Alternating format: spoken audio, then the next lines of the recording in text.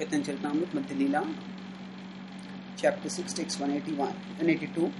Mayavadam Satchastram Pachannam Bauddham Uchyate Mayaiva Vihitam Devi Kalau Brahmana Murtina.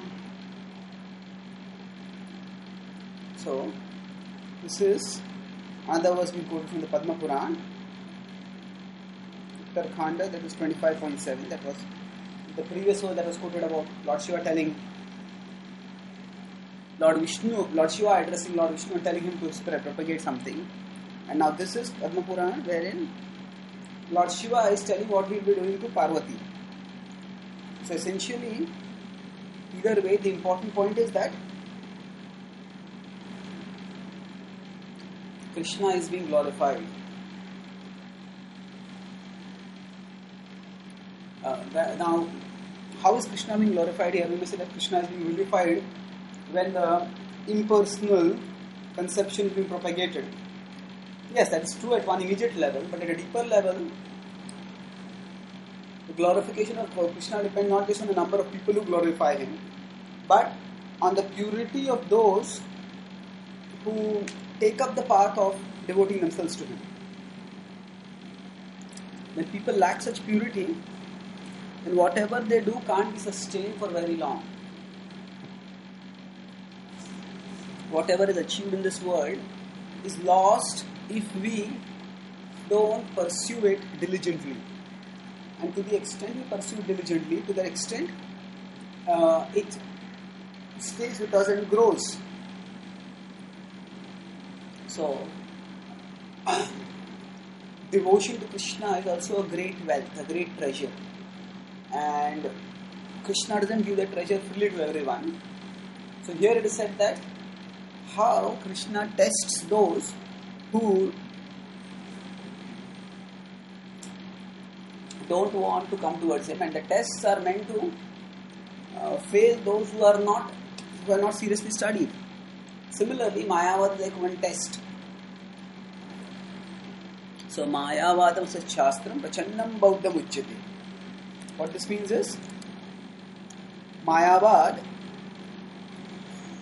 is the way by which people move onwards towards deeper and greater illusion, because they can't find anything higher or better to do in their lives. They can't find anything towards which they can raise themselves. So they end up placing themselves at a lower situation than other situations. And thus they end up bound in material existence. So Mayavadam Asat Shastra. Shastra is that which is meant to do Shasana. So Asat Shastra means that it is a false scripture. Prachandam Bauddham Uchyate. It is actually concealed Buddhism, and Mayaiva Vihitam Devi Kalau Brahmana Murtina. I will spread this, and in Kali Yuga I come in the form of a Brahmana. So what is going on here?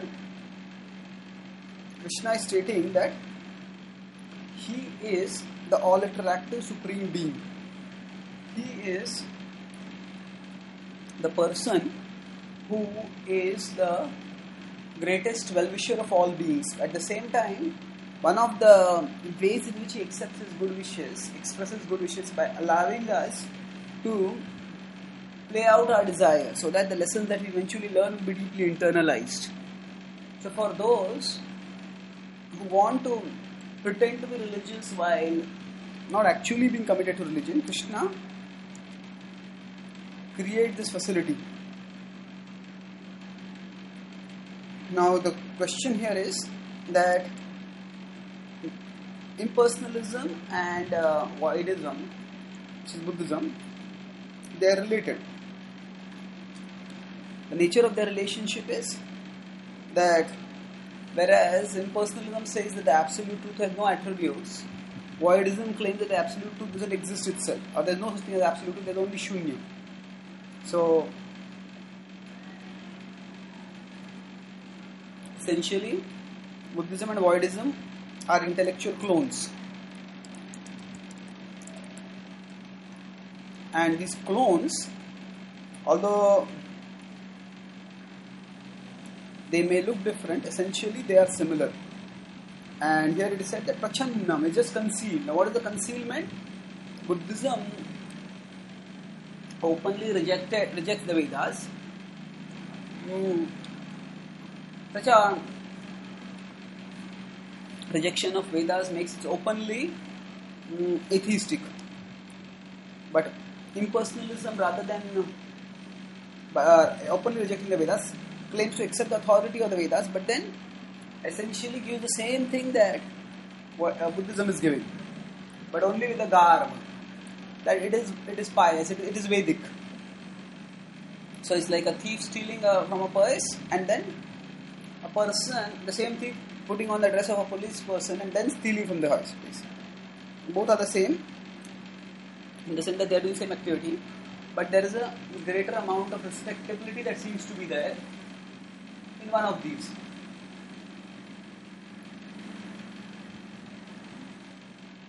So here the question is, how in the wide world are people recognizing the truth of this? That is by the mercy of the Vaishnavacharyas, who are pure representatives of Supreme Lord and who purely transmit his message.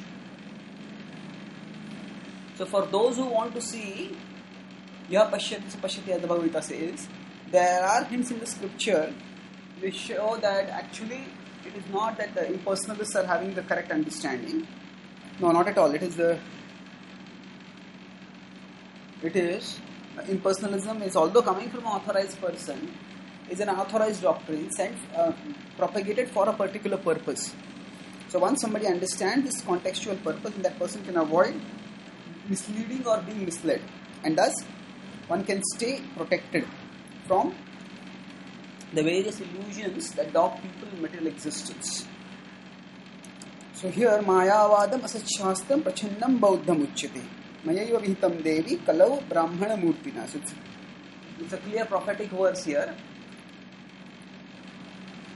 Asachhastram, although Mayavad seems to be a brilliant system of thought and logic, which claims to reconcile the various paradoxical statements in the Vedas, its reconciliation is actually a rejection of the ultimate conclusion of the Vedas.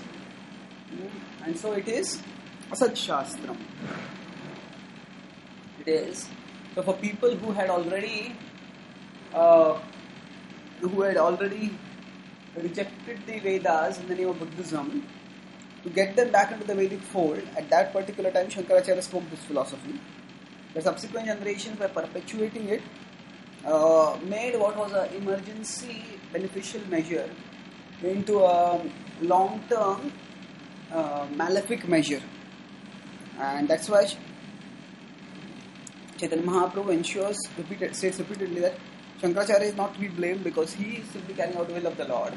And that will of the Lord was a reciprocation to the desire of the conditioned soul to enjoy separate from God while putting on a religious facade. But here, this particular ideology is propagated so that the souls can recognize, that the souls who want to be misled can be misled, and the souls who want to turn toward the Supreme Lord will be able to turn toward the Supreme Lord and attain Him. And the sheer scope of the Vedic vision, wherein even the path to delusion is within the jurisdiction of the Supreme Lord. It's a mind-boggling vision. So, and it just shows the pervasive scope of God's jurisdiction, and it also gives us hope that whatever kind of illusion we might presently be in, we can come out of it if we take shelter of the Supreme Lord. Because ultimately we are never out of His jurisdiction. Even the various illusions which are propagated in the world, they are also propagated under His jurisdiction, and we are indirectly and unfavorably in His jurisdiction at those times. And when we try to serve Him, then we can come directly and favorably under His jurisdiction. Thank you.